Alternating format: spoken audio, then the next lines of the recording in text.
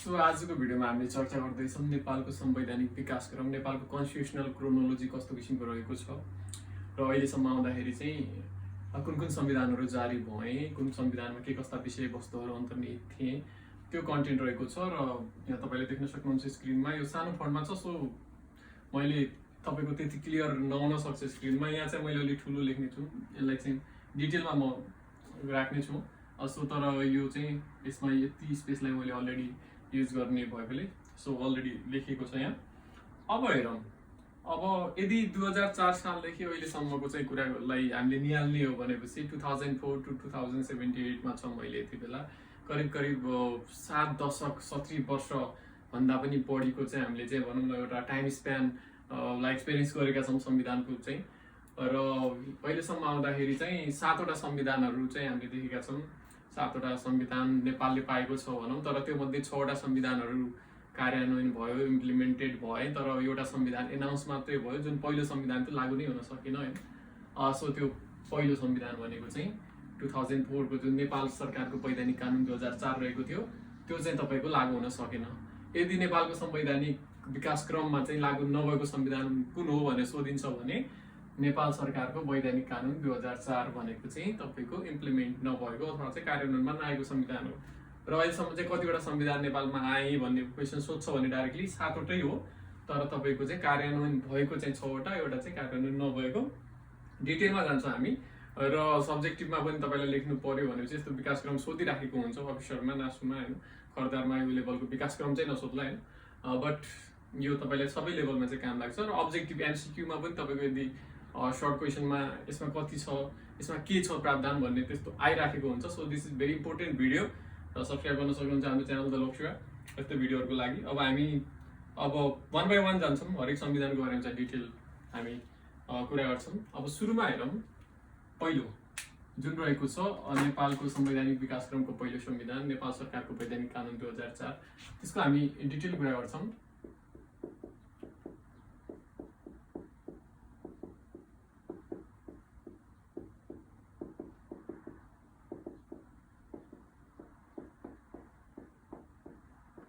So पहिलो संविधान, अब योभन्दा पहिले तपाईँले चाहिँ यदि संविधानको चाहिँ डेटहरू याद गर्नु छ, कहिले कहिले संविधान आयो भनेपछि नाम याद गर्नलाई म तपाईँलाई एउटा चाहिँ सजिलो तरिका भन्छु।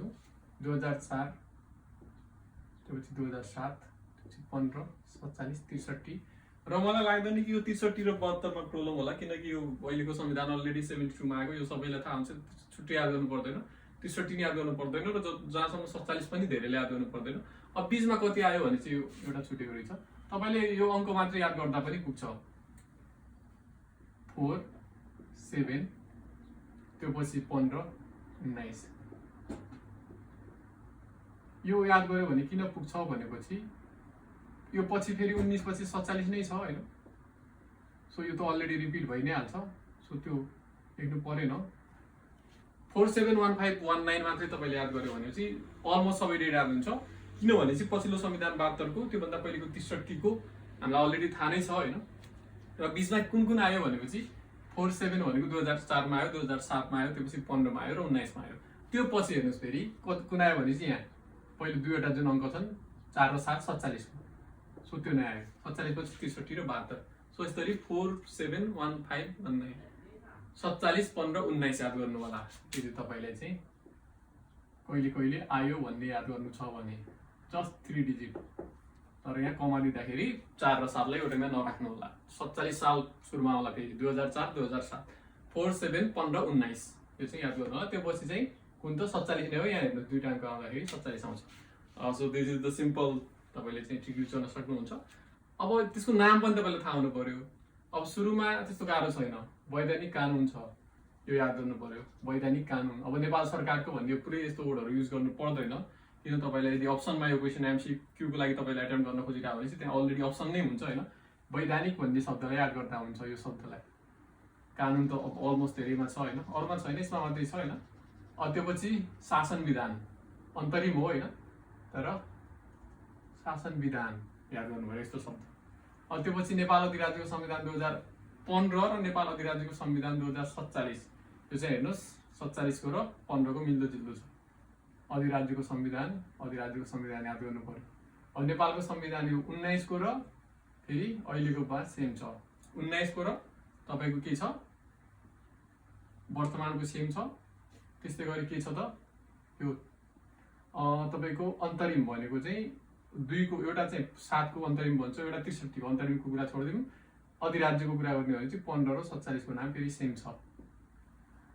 अब त्यो पछि नेपालको संविधानको कुरा गर्ने हो भनेपछि 19 र हामीले यहाँ अलि यहाँ मिस्टेक भएको छ। सो नाममा चाहिँ इक्विभ्यालेन्सी कहाँ छ भन्ने कुरा गरेको। 19 को संविधानको पनि नेपालको संविधान, अहिलेको नेपालको संविधान, तर अहिले चाहिँ 2072 भनिन्न, ब्र्याकेटमा लेखिन्छ कतै त्यो पनि, तर नाम चाहिँ तपाईको नेपालको संविधान मात्रै हो। सो 15 र 47 को उस्तै छ। नेपाल अधिराज्यको संविधान, नेपाल अधिराज्यको संविधान। त्यस्तै गरी अन्तरिमको कुरा गर्ने हो, 7 को नि अन्तरिम थियो, इन्टरिम थियो, र 63 को नि इन्टरिम कन्स्टिट्युसन हो। सो सुरुको 2 याद गर्नलाई वैधानिक कानुन र शासन विधान। सो यसरी चाहिँ हामी नाममा चाहिँ हामीले थोरै कुरा गऱ्यौँ नेमिङमा। अब अगाडि जाउँ, पहिलो संविधानको कुरा गर्न लाग्छौँ।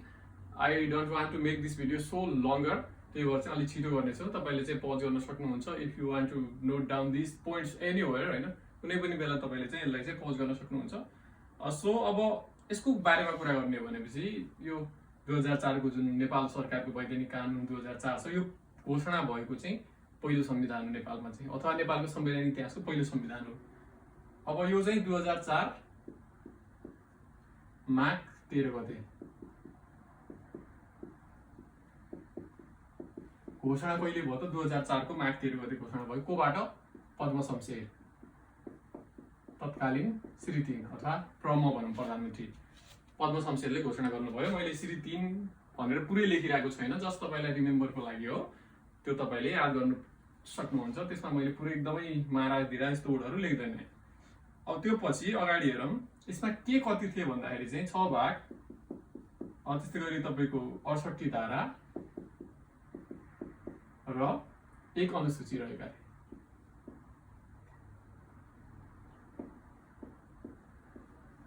सो याद गर्नुपर्ने कुरा, एउटा चाहिँ माघ 13 2004, अर्को भनेको 6 भाग 68 धारा र 1 अनुसूची रहेको थियो संविधानमा। अब यसमा चाहिँ मुख्य कुरा गर्ने हो भनेपछि यसको केही कुरा गरौँ। मैले यहाँ सबै लेख्दैन, तर तपाईँलाई चाहिँ मैले भन्दैछु, यसमा चाहिँ 2 सदनात्मक व्यवस्थापिका थियो। 2 सदनात्मक व्यवस्थापिका भनेको पार्लियामेन्ट, संसद 2 सदनात्मक थियो। मैले यहाँ 2 लेखेँ, यो तपाईँको बुझ्दै हुनुहुन्छ कि नै? यो 2 हो, यहाँनिर अलि क्लियर भएन। सो 2 सदनात्मक व्यवस्थापिका थियो, बाइक्यामरल भनौँ त्यसलाई। माथिल्लो सदन चाहिँ भारदारी सभा थियो। मैले जुन माथि एरो दिएर लेखेको छु त्यसलाई चाहिँ अप्पर हाउस भनेर बुझ्नु होला। यो लोयर हाउस तल भनेको चाहिँ तल्लो सदन, त्यो भनेको थियो राष्ट्रिय सभा। अहिलेकोमा कन्फ्युज नहुनु होला, अहिले राष्ट्रिय सभा तपाईँको चाहिँ के छ? माथिल्लो सदन हो तपाईँको। अब त्यो पछि अब यसमा चाहिँ 20 देखि 30 सदस्य हुने भन्ने कुरा थियो। कुनमा? माथिल्लो सदनमा, भारदारी सभामा। त्यस्तै गरी 1 प्रधान न्यायालयको पनि व्यवस्था थियो। एउटा के थियो त? प्रधान न्यायालयको व्यवस्था।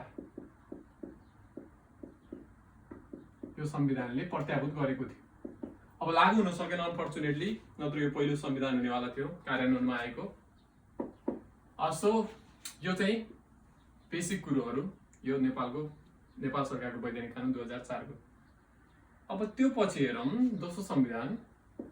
यो चाहिँ महत्त्वपूर्ण अझै बढी छ, किनकि यो कार्यान्वयनमा पनि आयो र यो संविधानले नै पहिलो निर्वाचन पनि गराएको थियो 2015 सालको।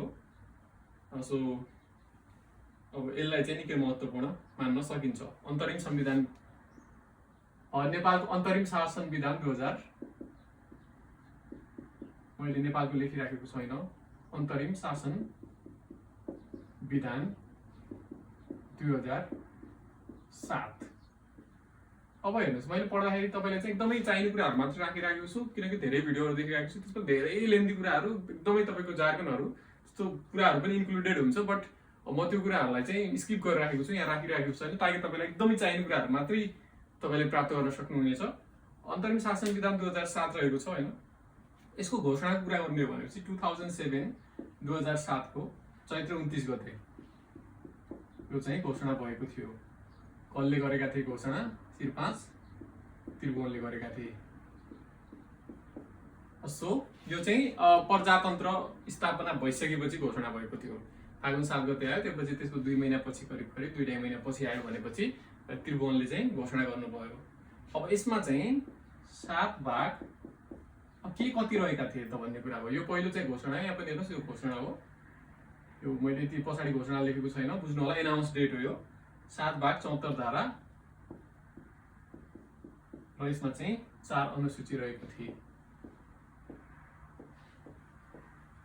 सो 7 भाग 74 धारा 4 अनुसूची बुझ्नुपर्ने कुरा। यो चाहिँ 6 पटक संशोधन भएको थियो। 7 सालको संविधान 6 पटक संशोधित। सो रिमेम्बर गर्न सक्नुहुन्छ। अब फेरि एउटा सजिलो कुरा के छ भनेपछि 2007 मा 7 भाग थिए, 7 सालमै एनाउन्स भयो, त्यही भएर नाम पनि 7 त हुने भइ नै हाल्यो। 7 भाग 74 धारा 4 अनुसूची। अब तपाईले यसमा 7 याद गरेपछि पछाडि 4 याद गर्नुहोस्, धारामा चाहिँ 74 याद गरेपछि धारा 74 मात्र याद गरेपछि के हुन्छ यसरी सम्झिनु होला। अगाडिको 7 भनेको भाग, पछाडिको 4 भनेको अनुसूची। सो यसलाई चाहिँ 74 मात्र यसमा उड गर्दा पनि पुग्छ तपाईलाई। 2007 सालको संविधान याद गर्दाखेरि 74 याद गर्नु होला। 74 त्यो अगाडिको 7 भनेको तपाईको के हो, भाग हो, पछाडिको 4 भनेको के हो, अनुसूची हो, र त्यो 74 मात्रै भनेको के हो, धारा हो, आर्टिकलहरु हो। सो इन दिस वे तपाईलाई चाहिँ यो 74 याद गर्न गाह्रो छैन। यसमा चाहिँ अब त्यस्तो याद नगर्नुस् किनकि झन् कन्फ्युज गर्न सक्छ, मिसलिड गर्न सक्छ। सो 668 र 1 मात्र याद गर्नु होला। सो अब यो भयो, हामीले चाहिँ 6 पटक संशोधित पनि लेखिसक्यौं। अब यसमा अरु केही कुरा लेखौं हैन। अब यसमा निर्देशक सिद्धान्तहरुको कुरा गरेको थियो पहिलो पटक हैन। राज्यका निर्देशक सिद्धान्त समावेश, किनभने यो भन्दा पहिलेको संविधानमा थिएन। सो राज्यका निर्देशक सिद्धान्तहरु, डाइरेक्टिभ प्रिन्सिपल्स अफ द स्टेट हैन, को कुराहरु थियो यसमा।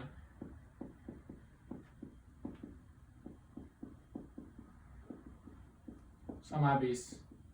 अब यो निर्देशक सिद्धान्तहरु इन्क्लुड गर्नु धेरै ठूलो अर्थ राख्छ। यसले कन्स्टिट्युसनलिजमको चाहिँ एउटा भाव अनुसार पनि, संविधानवाद बमोजिम पनि, किनकि निर्देशक सिद्धान्त हुनु भनेको चाहिँ एउटा राम्रो स्ट्यान्डर्ड मानिन्छ।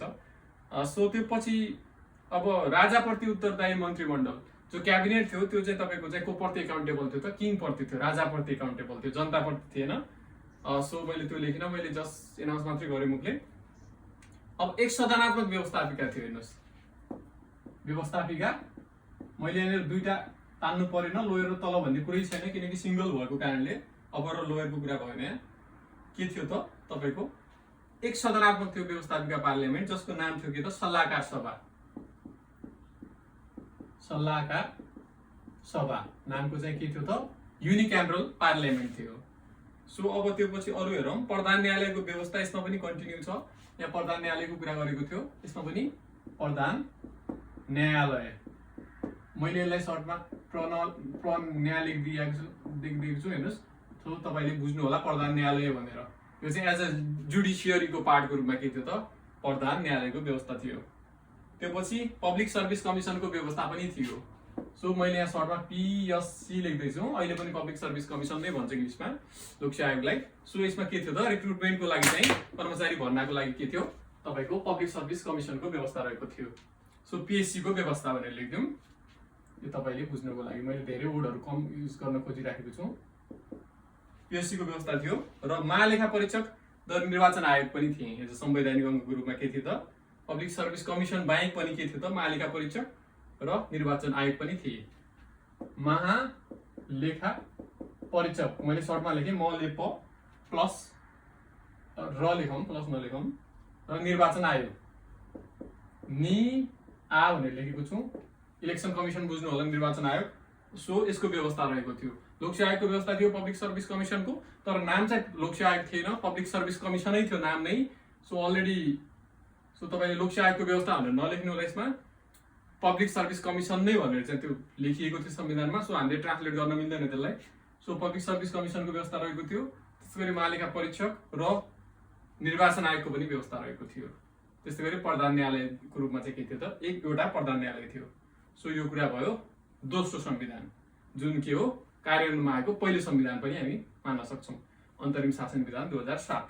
74 इम्पोर्टेन्ट छ यसमा। 74 किन 74 धाराहरु हो र अगाडिको 7 भनेको के हो भागहरु हो, पछाडिको 4 भनेको के हो अनुसूची हो। सो यसरी हामीले दुईटा संविधानको कुरा गर्यौं। अब म यो पार्टलाई चाहिँ हटाउन चाहन्छु, स्पेस चाहियो। सो तपाईले चाहिँ भिडियोलाई पज गर्नु होला। तपाईले यो कुराहरु यदि नोट डाउन गर्न चाहनुहुन्छ भने गरिसक्नु भएको होला। सो अब तेस्रो संविधानको कुरा गरौँ। तेस्रो संविधान भनेको नेपाल अधिराज्यको संविधान 2015 हो। मैले यो तलको पार्ट चाहिँ तपाईले सो पज गर्न सकिन्छ भिडियोलाई यदि तपाईले चाहिँ नोट गर्नु छ भनेपछि त्यसमा कुनै प्रब्लम छैन। तथापि मैले यो अहिले यो तल्लो पार्ट चाहिँ अहिले मेट्दैन। So let it be here. अब तेस्रो संविधानको कुरा गरौँ। नेपाल अधिराज्यको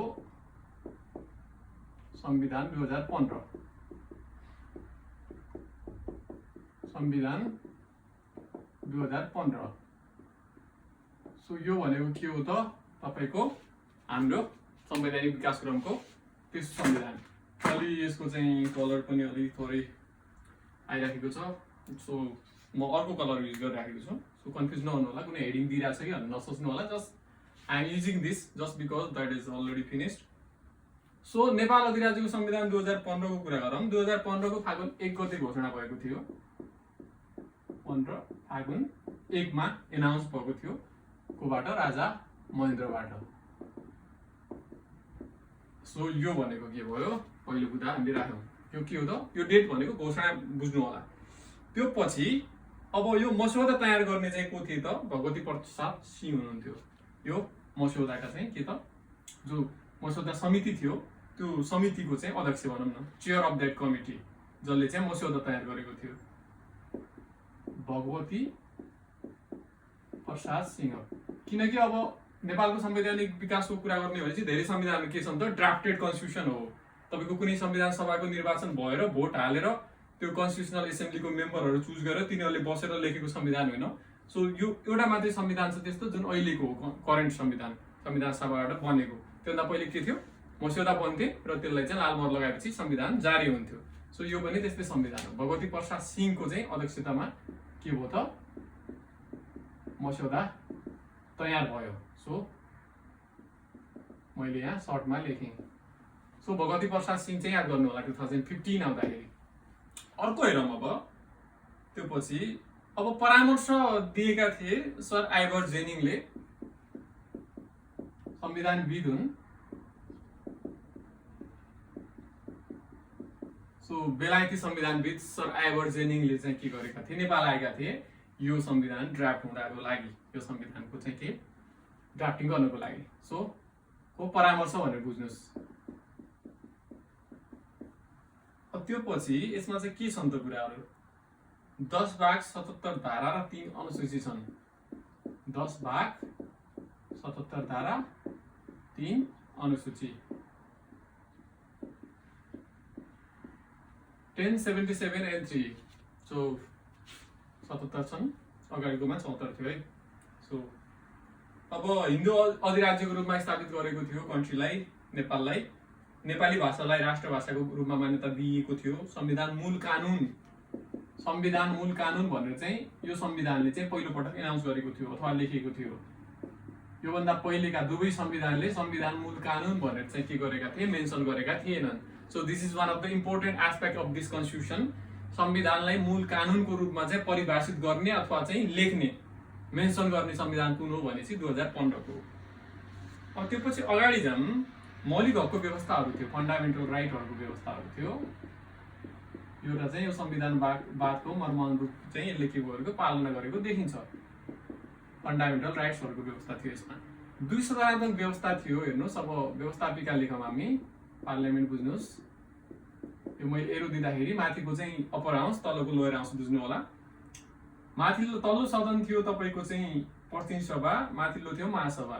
सो नामबाट क्लियर छ, माथिल्लो बुझ्नु होला, तल्लो चाहिँ के त प्रतिनिधि सभा। नर्मली चाहिँ हाउस अफ रिप्रेजेन्टेटिभ प्रतिनिधि सभा नै भन्छ प्राय तल्लो सदनलाई।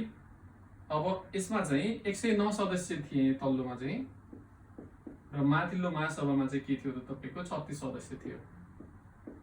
सो बाइ क्यामरल पार्लियामेन्ट रहेको थियो कि नेपाल अधिराज्यको संविधान 2015 को ले चाहिँ ग्यारेन्टी गरेको थियो। अब यसमा पनि लोक सेवा आयोग र महालेखा परीक्षकको व्यवस्था गरेको थियो। यसले पनि लोक सेवा आयोग र महालेखा परीक्षक। सो यो दुईटा कुरो महत्त्वपूर्ण हुन आउँछ यो सँगै। अब यो त भयो हामीले चाहिँ के कुरा गर्यौं तेस्रो संविधानको कुरा गर्यौं। अब हामी कुरा गर्छौं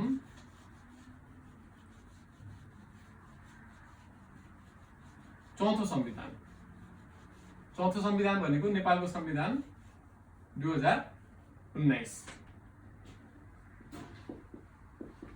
नेपालको संविधान 2019 अहिलेसँग नाम मिल्छ, अहिलेको नाम पनि नेपालको संविधान हो। सो कोरिलेट गर्नु होला एउटा कुरालाई अर्कोसँग कसरी तपाईलाई बढी याद गर्न सकिन्छ।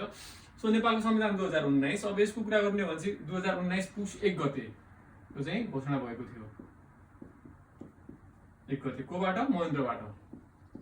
मैले यहाँ श्री 5 भनेर चाहिँ पुरै लेखिरहेको छैन, महेन्द्र भनेर चाहिँ बुझ्नु होला। श्री 5 महेन्द्र, राजा महेन्द्र। त्यो पछि अब यो मस्यौदा समिति जसरी यहाँ चाहिँ तपाईको भगवती प्रसाद सिंह हुनुहुन्थ्यो, यहाँ चाहिँ ऋषिकेश शाहको अध्यक्षतामा मस्यौदा, मैले यहाँ चाहिँ ऋषिकेश शाह मस्यौदा लेखिरहेको छु। बुझ्नु होला त्यो समिति थियो। अब अरु पनि मेम्बर होलान्, बट त्यो नाम आउँदाखेरि बुझ्नु होला कि इज द चेयर भनेर बुझ्नु होला, यो वाज द चेयर भनेर बुझ्नु होला। अब त्यो पछि 3 पटक संशोधन भएको थियो यो संविधान। सो 3 पटक संशोधित भनेर लगाउँ। कति पटक एमेन्ड भएको थियो त त्यो संविधान भनेर कहिलेकाहीँ सोधिराखेको हुन्छ। So this is the objective based हैन, यो ठ्याक्कै एक्ज्याक्ट कुराहरु चाहिँ सोध्छ, मैले त्यही भएर त्यो कुरा मेन्सन गरिराखेको छु। अब भाग धारा अनुसूचीको कुरा गर्ने हो भनेपछि 20 भाग, 20 वटा भागहरु, त्यस्तै गरी 97 धारा र तपाईको 6 वटा अनुसूचीहरु थियो यसमा। 2097-6 अलि तपाईको यो डिजिटहरु चाहिँ कता कता छ हैन, र्यान्डम किसिमका छन्, कुनै पनि अंक रिपिट यस्तो छैन। सो यस्तो याद गर्न अलि च्याउ हुन्छ। सो याद गर्नु होला 2097-6। अब यो पछि यसका प्रावधानको कुरा गर्ने हो भनेपछि यसले नागरिकताको व्यवस्था कस्तो किसिमको गरेको थियो? 2 किसिमको गरेको थियो। एउटा जन्मसिद्ध र अंगीकृत गरी 2 किसिमको नागरिकताको व्यवस्था गरेको थियो। सो मैले त्यो लेख्दैन, स्पेस पनि कम छ। अर्को कुरा भनेको चाहिँ तपाईले सुनेर पनि तपाईले नोट डाउन गर्न सक्नुहुन्छ। अर्को कुरा गरेको छ, अब एउटा एक सदनात्मक व्यवस्थापिका थियो, पार्लियामेन्ट युनिक्यामरल भन्न सक्छौं। राष्ट्रिय पञ्चायत थियो त्यसको नाम चाहिँ। अब व्यवस्थापिका भनौं, एक सदन जुन के थियो राष्ट्रिय पञ्चायत। सो यो थियो। अब यसमा चाहिँ 128 निर्वाचित र 28 मनोनित गरी 156 सदस्य हुने गर्थ्यो। 156 सदस्य, निर्वाचित 128 र 28 मनोनित। त्यो कुरा मैले लेखिन। अब अगाडि जाउँ, हामीले 4 वटा संविधानको कुरा गर्यौं।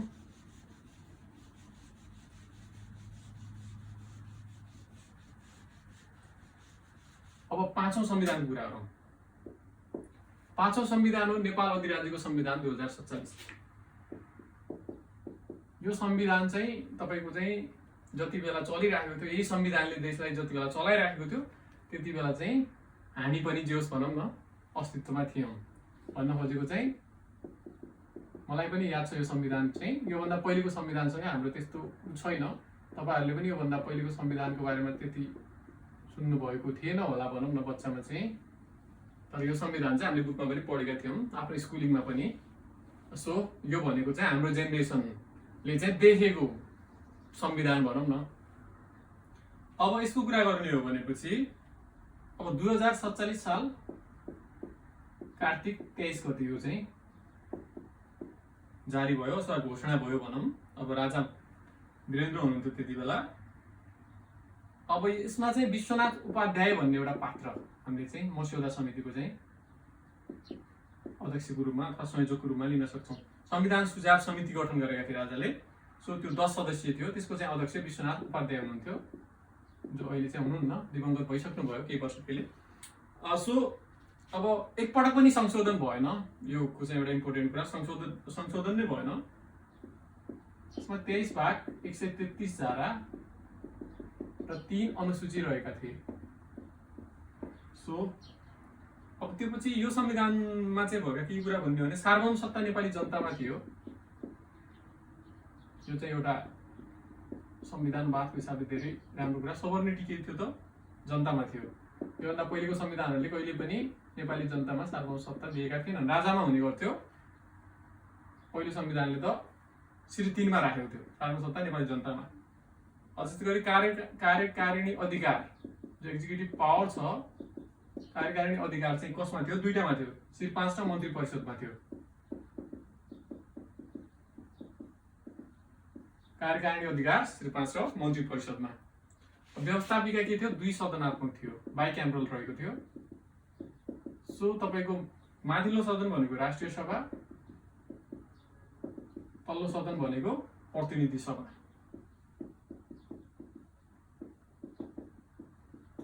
सो 2 सदनात्मक व्यवस्थापिका थियो। अब यो 5औं भयो हैन। अब त्यो पछि हामी कुरा गर्छौं 6औं संविधानको।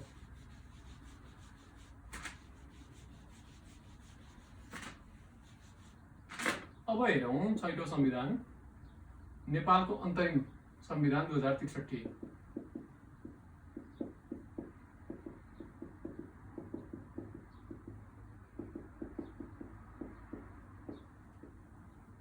इन्टरिम कन्स्टिट्युसन 2063 63 सालमा यो गति जारी भयो। प्रतिनिधि सभाले जारी गरेको थियो यो। प्रतिनिधि सभा पुनर्स्थापना भइसकेपछिको प्रतिनिधि सभा। त्यो पछि यसमा चाहिँ भाग धारा कुरा गर्ने भने चाहिँ 25 भाग 167 धारा र तपाईको 4 अनुसूची रहेका थिए। त्यो पछि यो चाहिँ कति पटक संशोधन भयो भन्दाखेरि 12 पटक संशोधित भयो, धेरै बढ्यो। 12 पटक संशोधित। व्यवस्थापिका के थियो? 1 सदनात्मक।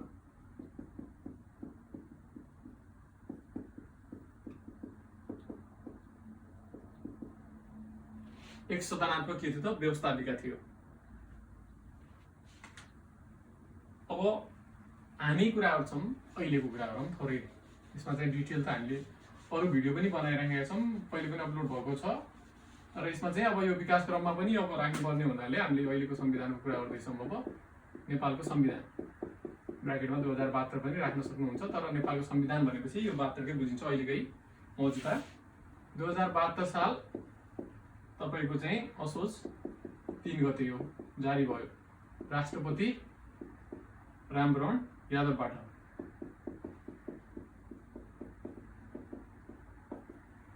त्यो पछि यसको कुरा गरौँ।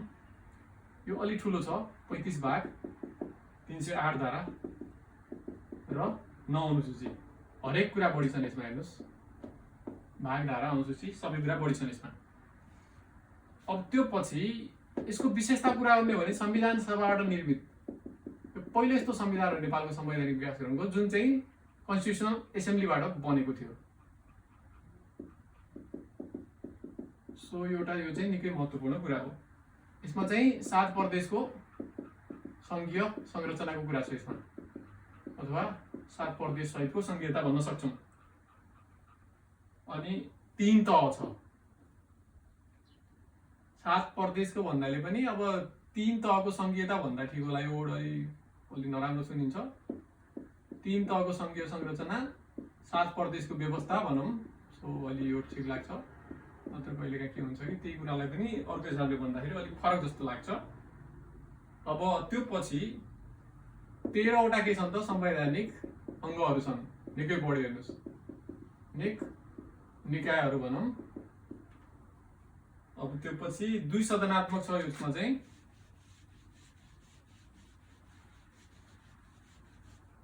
व्यवस्थापिका के छ? बाइक्याम्ब्रल छ, 2 सदनात्मक। तपाईको माथिको चाहिँ के? राष्ट्रिय सभा र तल्लो चाहिँ के? प्रतिनिधि सभा। यो चाहिँ संघको कुरा गर्दैछ हामी। संघीय संसद चाहिँ के छ? 2 सदनात्मक छ, राष्ट्रिय सभा र प्रतिनिधि सभा। अब त्यो पछि चाहिँ यसमा चाहिँ 59 छ, यसमा चाहिँ 275।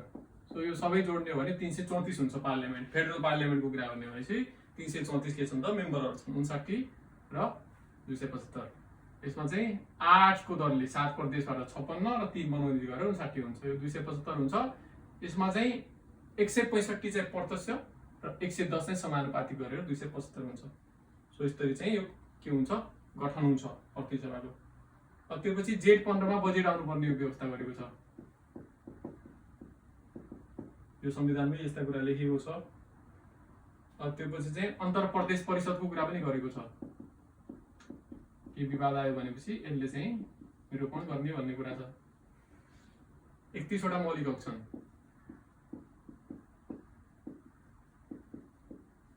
सो राज्यका कर्तव्य नागरिकका कर्तव्यहरू पनि समावेश छ। पहिलोपटक पहिले थिएन कुनै पनि संविधानमा। धर्मनिरपेक्षको कुराहरू त पहिले पनि थियो। सो यसरी चाहिँ हामीले संवैधानिक विकासक्रम हेऱ्यौँ 2004 देखि 2000 अहिलेको 72 सम्मको नेपालको संविधानसम्म। अब एकदमै क्विक ग्ल्यान्स गर्नु पर्दाखेरि तपाईले चाहिँ कसरी याद गर्न सकिन्छ साललाई भनेपछि 4, 7, 15, 19 यो अङ्क याद गर्नु होला। 2004 मा सुरुमा संविधान आयो, त्यसपछि 2007 मा आयो, त्यसपछि 2015 मा, त्यसपछि 2019 मा। त्यो पछि कुन आयो त? यो 4 र 7 दुईटा अङ्क जोड्ने भन्दा चाहिँ यो दुवैले मिलाउने 47 भयो। त्यसपछि 63 र 72 त पछिल्ला हामीलाई याद त्यतिकै नै हुन्छ, त्यसको लागि छुट्टै लेख्नै पर्दैन। सो 4, 7, 15, 9 यसरी याद गर्न सक्छौँ हामी।